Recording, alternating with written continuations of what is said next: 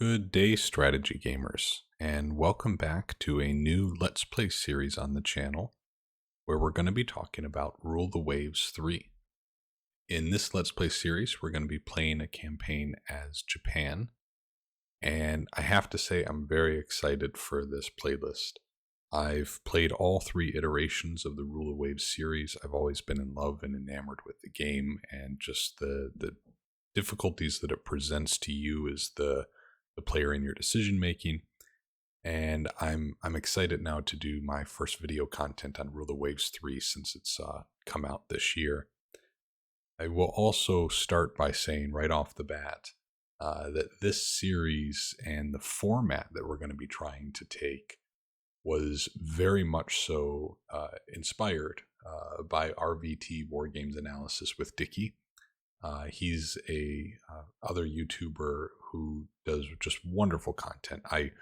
This goes against everything YouTube says that you should do to try to grow your channel and your followers, but I have to say, watch my content and series on Rule of Waves 3 after you watch Dicky's content on Rule of Waves. His videos are just so incredible, and I really like how he mixes both the gameplay with some visual representations of his decision-making, planning, analysis, etc. It is just top class, and I've consumed all of the content as quickly as I could once I found his channel.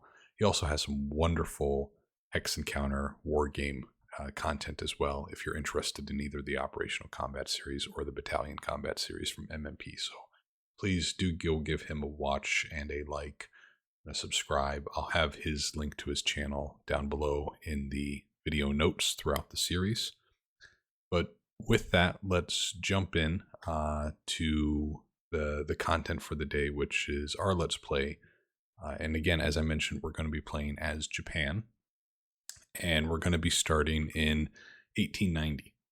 And in 1890 for Japan, this is just a quick little screenshot of what the game configuration looks like when you're going through and choosing your nation. We see that with Japan, they've got some interesting challenges and opportunities. And one thing that I really love about this game is how asymmetric each of the nations can be, depending on both the time and what you're trying to accomplish. We see that, obviously Japan is, they're in the Northeast Asia part of the map. They have a pretty limited naval budget. They're underdeveloped in shipbuilding, which we'll see when we get into the game. They have a couple of specialties, though. They can do surprise attacks, which are quite beneficial when we're maybe the aggressor in the war. And we do get a discount to training, which that can be quite expensive as you grow your fleet and try to train them into different doctrines. Our dock size with our shipbuilding, as mentioned, is quite limited at 6,000. So that's something that we'll be looking to try to address rather early on. From a research perspective, there's a number of advantages and disadvantages here. So first, the Japanese configuration is very much geared towards torpedo warfare, which does have a historical precedent. I will make the note as well that we'll have lots of mention of historical references, comparisons, etc. throughout this Let's Play series. Please understand it's not necessarily my professional discipline or training. I'm merely an enthusiast. So please, if I ever make a mistake with any of my historical references, comparisons, please do let me know in the comments section. I'd love to hear from you. Or if you have anything that you would like to add that adds some flavor or context to other viewers, please do so. I really love some of the back and forth engagement we can get in these videos. But anyways, torpedo warfare, there's a lot of different bonuses that we have there, where we have some bonus tech related to oxygen-fueled torpedoes, being able to have double mounts, double torpedo tube mounts, that is, on our ships. They also generally have a research advantage when it comes to air combat and aviation generally. So airframe design and the actual implementation of that in combat, and shipboard aircraft operation, which again would be carrier and other equivalent operation. There's a pretty big disadvantage though, and that's around radar and electronics. What I think is interesting is one of the things that Rule the Waves 3, did was expand upon the years in which you can play as any given nation.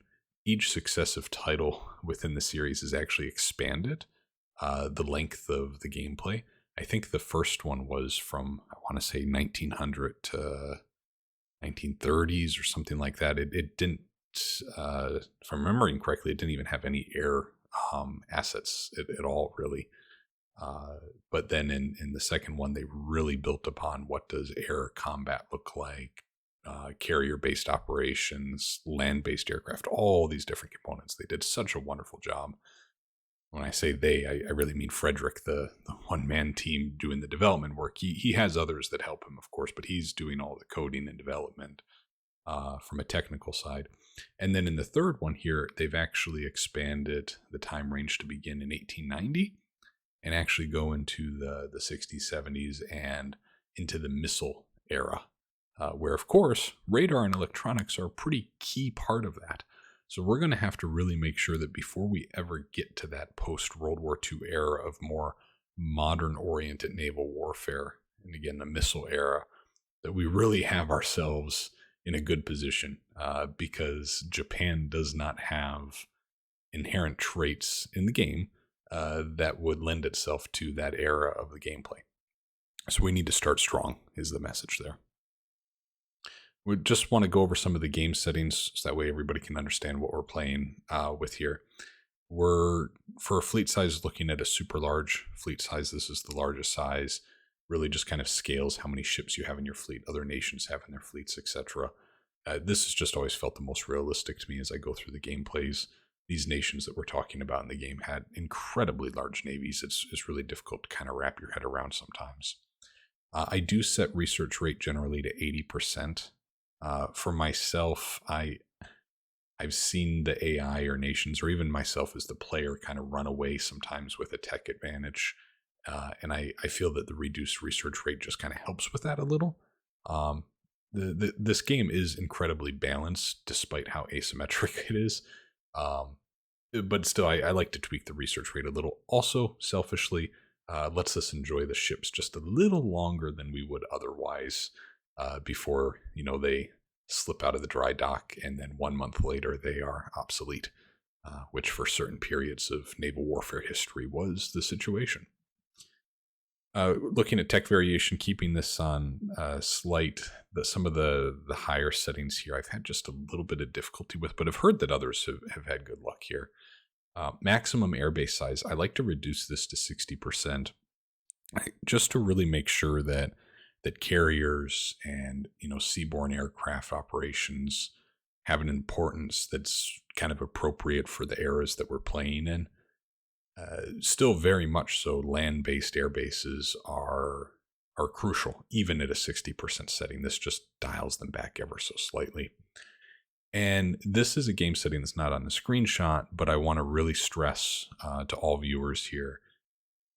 One of the new features that Rule of Waves 3 came out with was the ability to kind of auto-resolve battles. Now, this isn't necessarily you click a button for the battle and then everything is just resolved instantly. Rather, this allows you to go into the tactical battle situation, just as you would otherwise, and allow the AI to pretty much simulate all decisions, and you watch as it happens. You can, of course, speed it up, etc., from a viewing setting, but we're going to be using AI auto-resolve for everything. And I have two primary reasons for that decision. The first, I think this is a pretty important feature for individuals who are looking at trying out this game in this series, because it is something that was absent in previous versions of the game, setting aside some wonderful mods from the community, specifically Tortuga Power, that he had put together. But it's a new feature that was really looked for and asked for from the community. And I want to give a very good demonstration over this entire Let's Play series of, can you play the whole game just using AI auto-resolve? And what does that look like? The other secondary reason is I think it's rather thematic and from a almost role play setting, very appropriate for this game. Because for a little bit more background on the game, you are effectively acting, if you were to choose one role that you have within your playable nation, you're the naval secretary. You're setting budgets, research focus. You're having a hand in the designs of ships, almost like a Jackie Fisher type of role, if you will. And you're looking at which ships are going to be stationed in which areas of the globe.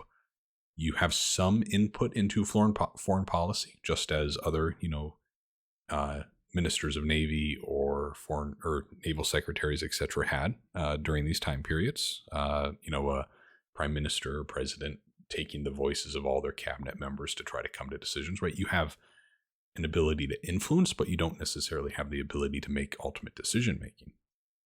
And with the AI auto resolve, I think this is just a little bit more thematic to say, that naval secretary isn't sitting there on the flagship of a fleet that's engaged in a battle. And the AI, despite some of its faults, I think is fantastic in this entire series. I really do think Frederick's done a great job with the AI, because the complexities involved in this game are very, very significant. I think that just letting the AI try to resolve and seeing the decision making is also reflective of admirals made mistakes. I mean, take some of the most important battles in this time period we're talking about. Take Jutland as an example. The just laundry list of mistakes that occurred during that one battle, just because of communication opportunities, how the command structures, all of this different stuff, I think can be reflected when we, the player, kind of step back and say, okay, we've put a plan together. We've designed ships. We've tried to establish a doctrine. We've tried to position our forces, all of these different things that are a more strategic level. Let others now kind of resolve the tactical aspect of it. And I will say, although we're using the AI auto resolve, I do intend to get a little bit more into the weeds of, while we're watching it, what's happening. We'll try to dissect a little bit, and postmortems on the battles. We'll get a little bit into, right, to see what was effective, what was broken. Try to see where maybe the AI is making mistakes and pass judgment, sitting in our armchairs, if you will. And I'm just looking forward to committing to using the AI auto resolve and seeing how that works throughout the entire play series. Let's look a little bit about how the Japanese Navy is set up at the beginning of our game. And we will get over into the game in just a couple minutes here. But I think this just kind of helps paint some pictures for all the viewers so they understand where we're starting with. And we'll do some visuals like this for most episodes to try to help as we go through, but the majority of the videos will be in the game itself. So today our Navy is comprised of the following 4 classes of ships. We have 1 battleship, 2 heavy cruisers, 9 light cruisers, and 3 corvettes. So pretty heavy on the light cruiser side. Battleships for this era were rather light compared to others, which we'll see here. This is looking at all of the other nations in the game. How do their fleet compositions look? So Japan is on the far left, and then we'll kind of go through left to right the other nations that we'll be playing with. Germany first up. In every metric from battleships to light cruisers, they significantly outmatch us. And again, this is some of the asymmetry that we see in this game, where if we had a war tomorrow with Germany, we would be challenged in a larger fleet battle. Great Britain is something that is a force, that really, if you're playing any other nation, you have to kind of build up, right? You need at least years to try to get to the point where you can really challenge Great Britain's naval supremacy. And frankly, that's just very historically reflective of the situation. Germany tried for 10, 15 straight years almost of just pure competition. Great Britain was literally setting policies of, we must maintain a budget that at all times has X factor above and beyond the German high seas fleet. France is also very competitive here. 12 battleships. We have 1. They have 12. That would be a nightmare in any engagement. Russia is actually very consistent in kind of their composition of their forces. They might be similar to France too, maybe even a little bit battleship heavy compared to the rest of their fleet. The United States starts out pretty low on the totem pole here in terms of their fleet composition, but they can ramp up quite quickly, which is historically accurate. Italy, that's one country that we're unlikely to have much interaction with, just given their dominance in the Mediterranean and not much else within the globe. But still, situations may occur with them. They're pretty heavy on light cruisers. Spain, where there might be some colonial opportunity, we're pretty unfavorable to them as well. We'd be a little better off though compared to some of the other powers.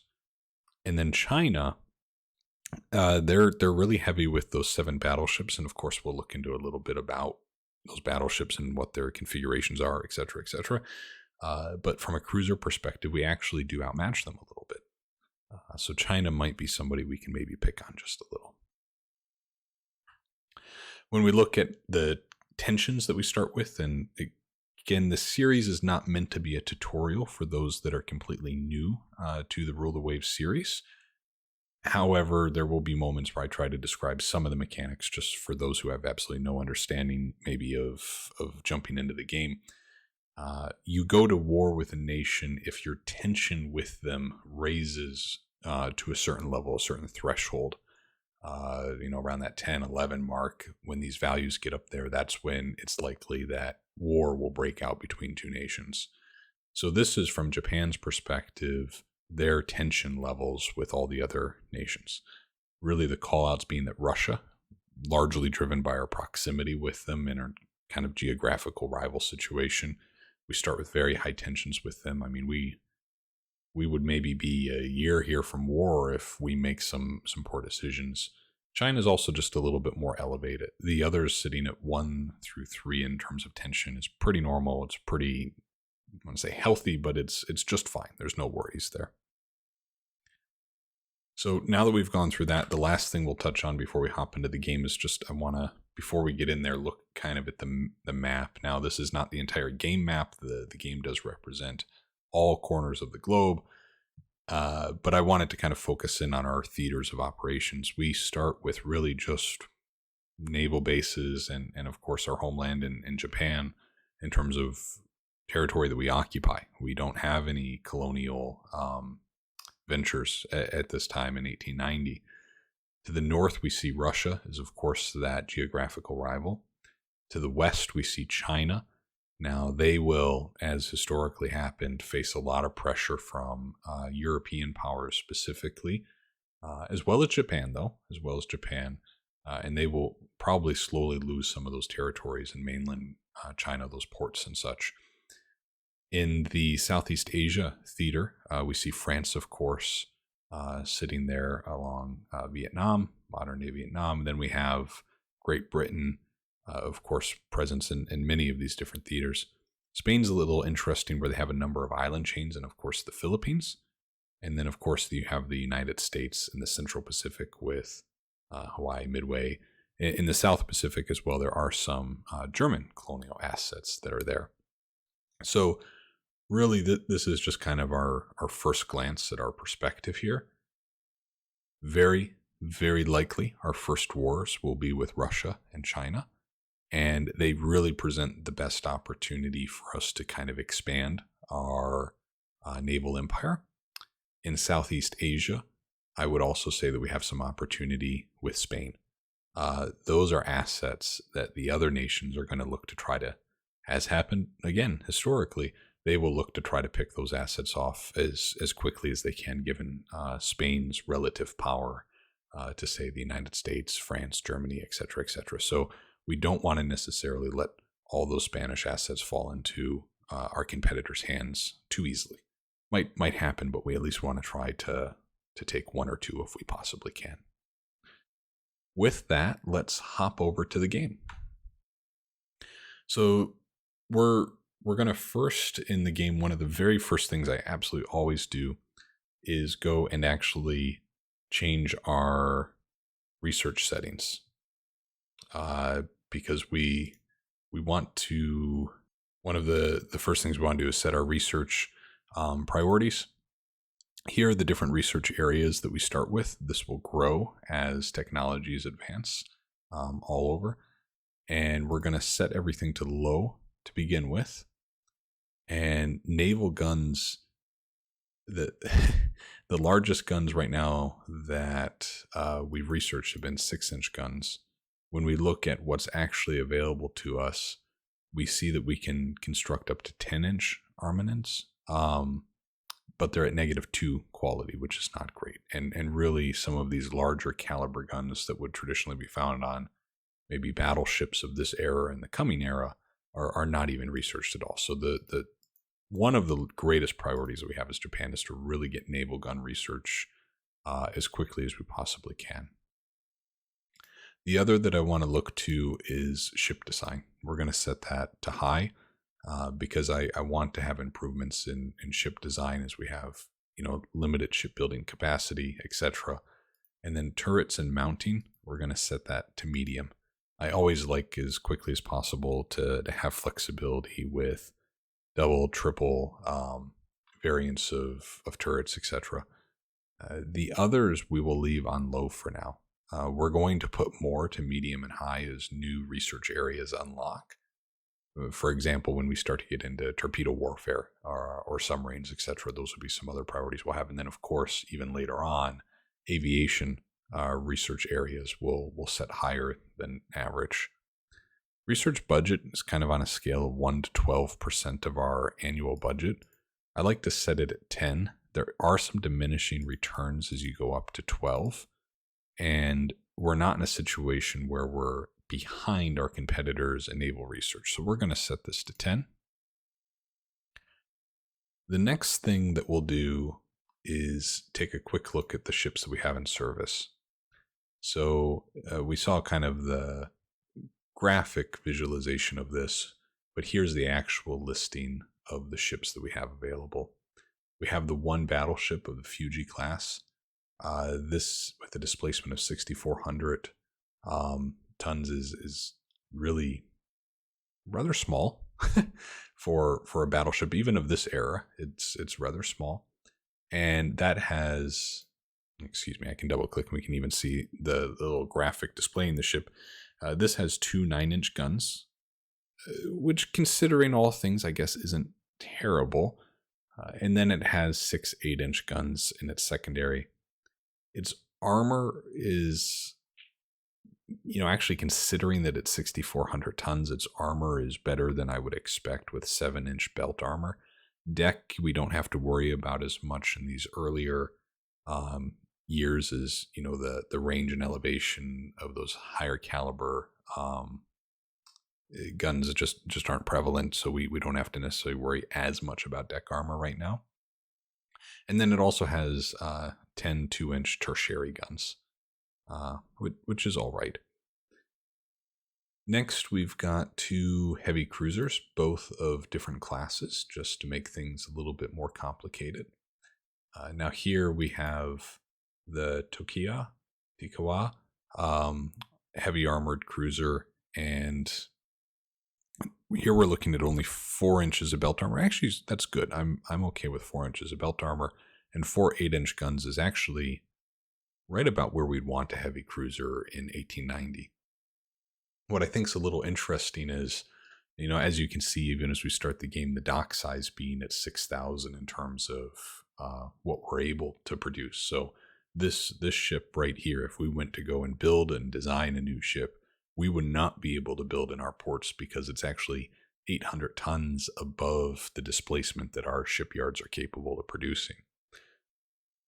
So what happened historically with the Meiji Restoration and kind of the emphasis on building out the Japanese Navy, there was a lot of outside help and partnership with France and Great Britain as Japan built up its Navy. And one of the, around this era, one of the first cruisers that Japan actually outsourced to Great Britain was the Yoshina. And that was actually constructed in Newcastle. And then it was, sailed over to Japan once it was finished building. That was a practice that was actually quite common. I would say really predating World War II, it was rather common for some of these nations to share those shipbuilding assets. Of course, in this modern day, you still have navies purchasing naval vessels from others that have the shipbuilding capacity, but for maybe rivaling powers, which was interesting, right? It was more common than it is today, certainly. Anyways, the Yoshino, what was interesting about it is it actually, I mean, only had 6-inch guns. It had 4 of them, and it was 4,000 tons. So you compare that to the Takiwa, and you're looking at this list, all of these other cruisers that we have. All of our cruisers except 2 have 8-inch guns. So this really, the teeth, if you will, on these cruisers that we start with are actually better than what historically Japan had at its disposal. So maybe we can try to leverage that a little. Let's take a quick look at the Sama as well. Here it's 7,100 tons, so a little bit more. Again, 4 inches of belt, really like that. Not a fan, though, that this has the 7-inch guns instead of the 8-inch. That's a little bit more disappointing. We'll just look at a couple of the cruisers. The Yayama. Again, for you guys will have to endure, and I apologize for some of my pronunciations of these ships. But here at 5,100 tons, 3.5 inches of belts, pretty good for a light cruiser.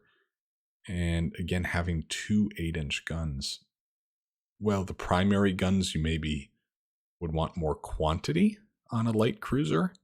It's quite incredible that we have 8-inch guns on this cruiser, and all the other sister ships in the class, as well as our other light cruiser classes. So actually, that's an interesting thing that we should think about is our competitor ships, they might not have quite the size and caliber of armament on their light cruisers, such as we do, but they may actually have more primary guns, which presents a different challenge for us in terms of, rate of fire and in this era, just kind of the statistics of chances to hit. And sometimes if you're firing 100 shells and only one's going to hit, the enemy, if they have 10 times the number of primary guns shooting at you, they're 10 times more likely than the one's actually going to hit. Accuracy was such a difficult thing in early warfare with these types of classes, because you weren't like previous eras, you weren't sitting there broadside to broadside, right? Just hundreds of yards across from each other. The distances really grew during this era and time period. So let's also just look at the Matashima. I didn't touch on this either, but the speed actually is quite congruent with our entire fleet at around 20 knots, which is nice when you think about, putting these ships into divisions, everybody being able to keep up with each other, etc. Unfortunately, though, our one battleship, and this isn't unexpected because these battleships were quite slow at the time, is only at 15 knots. So if we think about this, right, almost all of our ships can go 20 knots or better, except our battleship.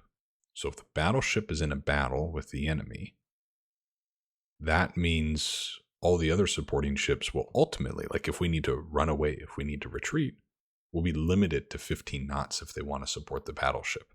Otherwise, they're going to leave that battleship behind. Whether chasing the enemy or running away from the enemy, the battleship will ultimately be left behind because of this great discrepancy that we have in our speed. Now, battleships were always traditionally slower than, say, cruisers and destroyers. It was in their nature. However, given the lack of variety and size of our fleet, these opportunities present slightly more unique challenges for us to overcome. The Matsushima has slightly less belt armor, not much, but really quite similar armament as the Yayama class, at about 600 fewer tons as well. All right. The other thing that the Rule the Waves 3 game introduced were officers, which I think is just a fantastic addition to the game myself.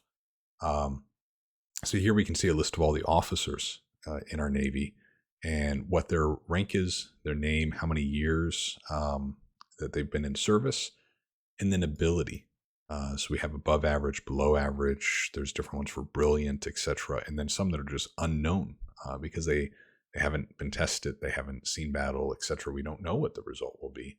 And then we see what their current command assignment is, and putting new commanders in charge or transferring, etc., relieving them of command, that actually all costs prestige. And just real quick, again, not meant to be a tutorial of the game, but prestige, you can almost think of this as our victory points.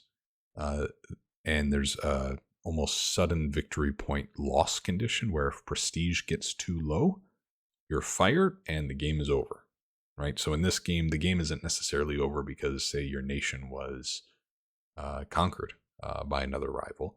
Rather, the game will end because you have so embarrassed the nation in your capacity as, say, naval secretary that you get the can and you're out on the job boards.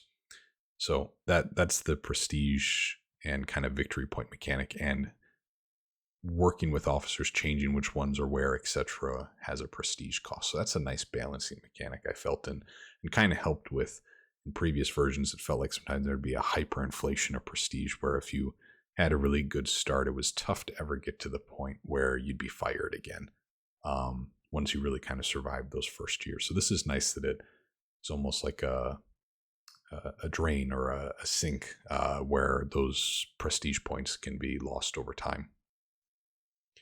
Let's also look, I'm jumping around a little, I'm sorry, at our ships under construction. So we only have one ship that's currently being built. And this is being built in Great Britain, and it's a heavy cruiser Osama class, which is something we already have one Osama class. So this is going to be the exact same build here, which I would have preferred it was the heavy cruiser with 8-inch guns. But with only 9 months left, we're probably going to let this continue its production until it gets delivered into our hands, and then we'll figure out long term what the future is of these. I don't think we're going to build any more Osama classes, but we'll see how that goes. The other thing that we want to consider is for the other nations in the game, we can set intelligence gathering levels on these various nations, and that has some benefits. So, for example, it will help with stealing technology from them. It will also help in being able to get kind of sneak peeks at the designs of their ships. So we can get some top line numbers, which we'll go over, of how many battleships does Spain have. That's relatively easy to come by, but again, reflective of the historical situation, finding out how thick the armor was on the newest class of battleship that Spain had produced. That was a little bit more of a guarded state secret. It was a little harder to come by.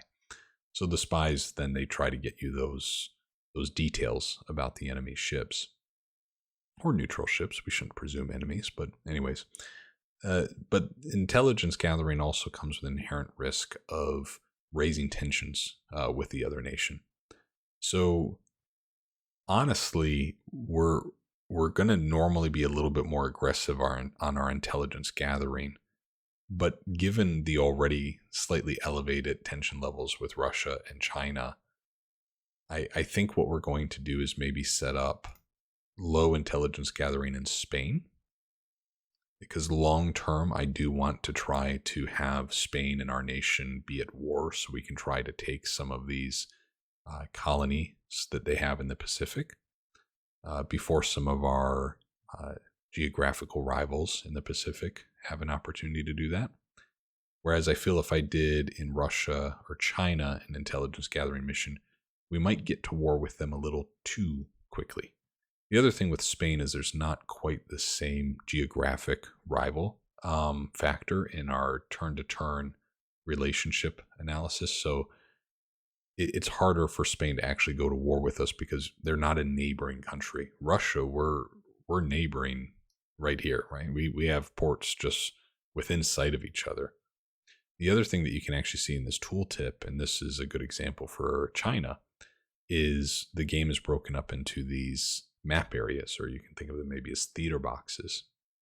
So in Northeast Asia, we have really our fleet in Northeast Asia because those are our home waters. We don't have colonies to send our ships to at the moment, so our whole fleet is based in Japan. Well, China, they actually operate in two different theater boxes, but their fleet right now and all of their assets are actually deployed to Northeast Asia. And again, this is another mechanic that can raise tensions is as those fleets, interact with each other. Do two destroyers collide in the middle of the night when they're sailing by each other, off the shore of Korea or something like that, right? There's more opportunity for tension to increase when our naval forces are in the presence or the operating area of other naval forces. So Russia and China are the most likely for the first war we have. Let's take a look at the almanac real quick. And again, we saw some of this at the beginning of the episode with some visual representation. But this really paints, I think, a clear picture for all of you in the situation we find ourselves in. The very first row is what the naval budget is. So how much money we have to spend every year. We have 100,000. I'm going to say dollars because frankly, I don't know that over all the episodes we'll record, I'd be able to consistently think of a different currency. So I'm going to say dollars and apologies if that's not your native currency. But anyways, we have $100,000 a year approximately for Japan. We're only spending more on our Navy than, say, Spain and China, and frankly, not by that much. France has double the budget we do. Italy almost double the budget. Great Britain is 3.5 times our naval budget. So we have not only are we behind in the number of ships we have actively in our fleet, we're also spending less money every year than some of our rivals and peers. And what scares me with Russia is for every dollar we spend on a new ship, they spend $2. Now, to be fair, and this was, of course, the great challenge that they faced with the war between Russia and Japan in 1904 was they they had to kind of operate in a European theater and in a Pacific theater. And stationing naval assets in both means you're splitting, right, your resources and your ships. So in a sense, if they were spending half of their money on naval forces in Europe and half their money in the naval forces in the Pacific, then we're actually in parity with them. The difficulty, see, these little ships get so annoying. They can actually travel, right? You can sail a battleship from Europe to the Pacific. So in a long war with Russia, they would eventually move more and more of their ships over to the Pacific. So ultimately, that is still a huge disadvantage for us. The other thing I want to look at is just the fleet tonnage. So sometimes the number of ships that you have in any given class isn't a fair reflection when comparing to another nation, because you might have, say, a battleship that is twice the displacement, twice the size as another nation's battleship, right? It might have 14-inch guns, whereas maybe China's battleship is rocking 10-inch guns and with much less armor. Well, in that case, the quantity doesn't matter quite so much as, if quality is the right word, right? But the resources to bear, and the common metric that's used for that is tonnage. And this was a historical metric that was used as well, as how much tonnage is actually in these fleets, in these classes of ships. Here, when we look at tonnage, we actually see our disadvantage compared to our rivals is actually even greater than on our budget. So for most of our rivals, they're much further ahead in what their current fleet is today. And since they have budgets that are also much larger than ours, that gap is only going to widen unless, again, we as the Naval Secretary of Japan can solve that and make ourselves competitive. That's the challenge presented to us. We also see, and we looked at a visualization, how many battleships each nation has, etc. We can also see just how many each nation's building. And you can see that the shipyards of our competitors are much more active than ours are today.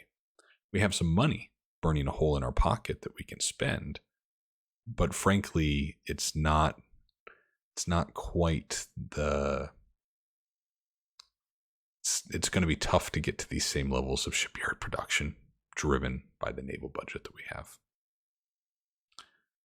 So those were some of the big topics I wanted to go over. I think what we'll do real quick is, a big disadvantage that I think Japan has in this 1890 start specifically is its dock sizes. So one of the things we will do this episode is we're actually going to increase our dock size. So our dock sizes will increase naturally throughout the game as our economy grows, as other shipbuilders in kind of a free market-driven economy build shipbuilding capacity, etc. That will happen over time, but it can be inconsistent and it can take a lot longer. We're going to invest some money in actually building larger shipyards. And this is going to cost about $876 each month for 15 months. Each month, we have a budget surplus of $5,500. So this is eating away at a pretty good portion of it, but this is going to increase our dock size by 1,000 tons. So today we can only build a 6,000 ton vessel. Tomorrow or in 15 months, we'll be able to build a 7,000 ton vessel.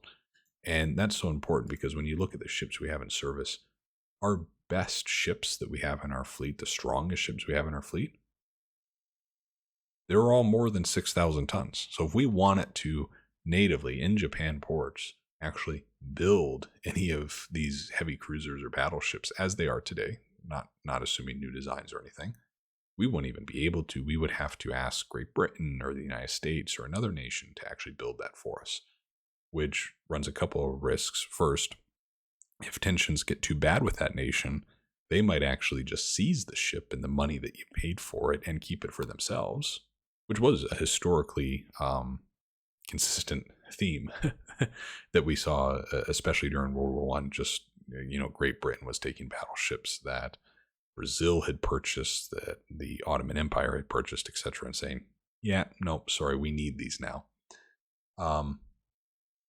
The other thing is just cost is a little different, and the time it takes to get to you is a little different. So we're going to try to prioritize growing our domestic dock size. The consequence from that will be it's going to stunt the growth of our fleet by probably 3 or 4 years, because I want to, for probably 2 or 3 years, I would say, we'll see how long exactly, I want to each year kind of increase our dock size. So if we assume that for the next 3 years we're increasing our dock size from 6,000 to 8,000 tons, that means for 3 years we have $900 fewer dollars every month.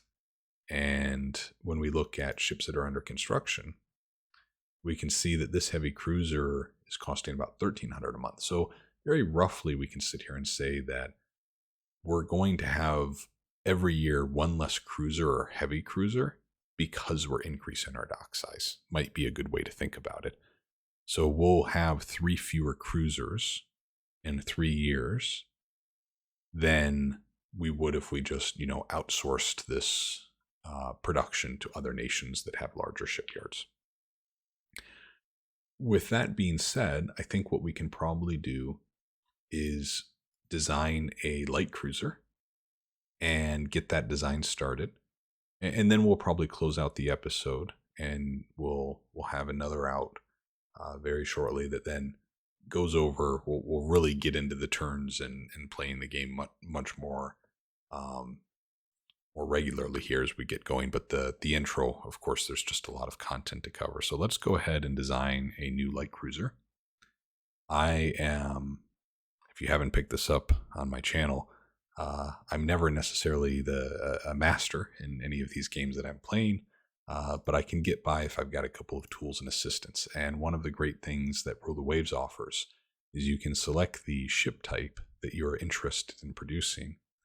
You can actually click this little computer icon. I do kind of love the retro icons and stuff that the game's kept. I know that it's not necessarily on purpose, but I enjoy it. Makes me feel a little younger. We're going to click Auto Design a Light Cruiser. And this is then spit out, I'm not even going to try to pronounce that class name, Itakasushima. Yep, didn't do so great on that, did I? And this is at 4,500 tons. So this cruiser is actually of the same size as the Matsushima. It's a little smaller than I would maybe like, and it's sporting 4-inch caliber guns. I think we want something different, and instead of completely tearing apart this design, we're going to hit roll the dice again with the computer to see what it spits out next. This I'm a little bit more interested in. Frankly, I think it did a better job with the graphic too. So here we're a displacement of 5,400 tons. So we'd be able to build it in our local yard. If not, by the way, you can actually see the different yards that we could build with. And certain nations aren't available on here because of our tension relations, right? So you can see Russia, we don't have the option to build with them. Freeboard is normal. Speed is at 21 knots, so it would be able to keep up with the rest of the ships in our fleet. That's a positive. The engine priority is speed. I think given our lack of research into kind of machinery, engines, and some of those areas, I actually would rather have the engine priority be normal, which will, it's not making it as say reliable as the reliability engine priority, but it's just a little bit more consistent. And especially considering, let's remember that as the Naval Secretary of Japan, we're not going to be the admiral on the flagship telling the ships what to do. So whereas we might know that this class of ship has engines built for speed and they might be more prone to break down, I don't know how the AI would necessarily handle that same situation. So we're going to be a little more cautious in that sense with this particular decision. 2 inches of belt armor is really not much. That's maybe an opportunity at change here. We see that the main guns are 6-inch guns, and it's an interesting design, and you can see in the graphic. So there's actually 2 turrets, 2 double-barrel turrets on the forward center line and the aft center line, pictured here. But then on the wing, in kind of the center of the ship, we have single-barrel 6-inch turrets.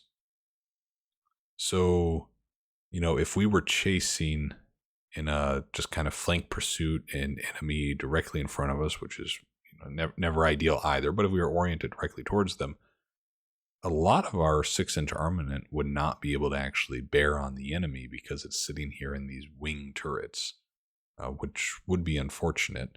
Now, until we get to more advanced ship design and turret design, etc., you're never going to get more than a couple of turrets in that type of situation working, but it can be a little misleading sitting here going, hey, we've got all of these 6-inch turrets, when really their positioning can limit their effectiveness. We also have 8 2-inch guns, which feels like a little bit of a step down for the secondary turret. Interesting. We're going to click this little check mark. So this is actually kind of a computer assisted. Okay, is there anything wrong with this design? I know it's going to tell me that it's overweight, but I want to see if there's anything else that it catches. So what it notes here is that because of our technology and our training, that the main turrets that are forward and aft, because they're not 9-inch in caliber or larger, that their rate of fire is going to be reduced by 20%, which is really unfortunate. I don't think there's a lot we can do to get around that, though, because I really don't want to design a light cruiser with 9-inch guns. That feels too excessive to me at the moment, especially considering our entire fleet practically is already sporting 8-inch guns. It's not like we're lacking in, penetration potential or teeth. So we're going to probably have to suffer that rate of fire hit. But now we have to fix a couple of things. First, we're overweight. So the design is then what's termed illegal. I think what we'll do is we'll decrease the speed by a knot. So that gets us a lot of weight. Now, speed is very, very important in the game. But having a light cruiser at 21 knots when everybody else is at 20, especially this early in the game, I don't know that we would ever actually realize the benefit of those 21 knots. Well, we might see some of it, but it wouldn't be significant compared to maybe our situation 5 or 10 years from now and how important speed will be as we have a more designed fleet. Right now we've just inherited the last guy's fleet that he had designed, and we need to try to evolve this fleet over time to the image of what we want it to be. We're starting with a light cruiser, by the way. I don't know if I said this, because it's really a class of ship that fits under that 6,000 dock size that we have. So until we get the new docks built, I think it's the right class to maybe invest in, which will mean that we're going to be light cruiser heavy, which is a problem when you look at, say, what Russia and China has compared to us, right? They have a lot more battleships. Battleships really are area of need, but I would rather build those domestically after we have the dock size increased. The other thing about this design I'm not a fan of is the belt being at 2 inches. So if we go here to gun data, we can actually see a simulation that, if our enemy was using 6-inch guns, at what range, and this is in yards, would they be able to penetrate our armor? And we see that at 6,000 yards or closer, they would actually be able to penetrate our armor. Now, if we wanted them to not be able to penetrate, say 3,000 yards or further away, then we would need a belt armor value that is greater than 2.8. So I think what we should try to do is get to at least 2.5, because that then means that they have to be within 5,000 yards. And if we can, we're going to stretch and try to get to 3 inches. So let's just start at 3. And we actually have weight remaining for that. I'm impressed by that. Did anything break when we did that? No, it's just still the gun rate of fire. Okay. So with 3-inch belt then, we're really pretty protected. Let's take this up. What if we did 4? We're still okay. And that then means that 6-inch guns pretty much can't penetrate us on any given hit, right? There's some exceptions here. We have different armor values for different parts of the ships, like turrets and the conning tower and all these things. But generally speaking, we would be quite safe against a 6-inch caliber or less with 4 inches of belt. And 4 inches of belt for a light cruiser is pretty healthy for this time period. I think we might do that. And then the thing I think we might do next is see, can we get to a 3-inch caliber in our secondaries? Now here we're overweight. And maybe, what I would rather do is let's have 3-inch caliber guns, and let's have 6 of them instead of 8. I just don't think 2-inch guns, 3-inch, they're nothing to write home about, but I don't know that 2-inch guns really going to move the needle in anything. But 3-inch, I feel, would still be able to quite comfortably handle, say, a Corvette or maybe the first iterations of destroyers that we'll see if this cruiser is still active by the time destroyers start becoming more common. So we'll go with 3-inch here. It'll give it a little bit more range with its secondary too, is the other important thing with that caliber change. So overall, I'm pretty happy with this. Again, even happy with this aesthetically pleasing kind of ship design that the AI generated here. This looks nice. Fun little thing. I myself haven't gotten into this much since they put this into Rule of Waves 3, but there are a lot of options here where you can really design this visual yourself, and I think that's a wonderful addition they've made to the game. So we're healthy. Our check is going to say okay, other than that rate of fire opportunity. I like the 6 caliber. I think that's a healthy caliber for a light cruiser. Again, compared to the historical numbers, like we were talking about the Yoshina, which was, ordered in 1891. I think it was a couple years later that was probably delivered to Japan. That was rocking 6-inch turrets, or excuse me, 6-inch caliber guns. So that's consistent with what we have here. Yeah, I think it was maybe a little faster, but we'll leave that aside. Okay. We're going to hit save and finish here in the bottom right. Again, we get the same warning. We're okay with that though. And it's letting us know that it's going to cost about $1,800 to research this design, right? To put our engineers to the task of coming up with engineering documents and prepping people to make the ship, all these different things, sourcing materials, what have you. and that's going to take 2 months to do. We're okay with that, so they can go ahead and they can start making that design. With that, I think it's a good point to close out this first episode of the series. This has been fantastic. I'm really looking forward to this Let's Play series and going through Rule the Waves 3 with all of you. I want to give another shout out again because I can't stress enough how wonderful his content is. Please do check out RVT War Games Analysis with Dickie. He is such a great producer of content, knows this game so well, and again, also plays and dabbles in the Hex Encounter war game space if you're interested in that. But I'm excited to have a new playlist to the channel. Just to reiterate for our fans of some of the Gary Grigsby titles, we're still going to go strong on Gary Grigsby. We'll be finishing up our Stalingrad to Berlin scenario.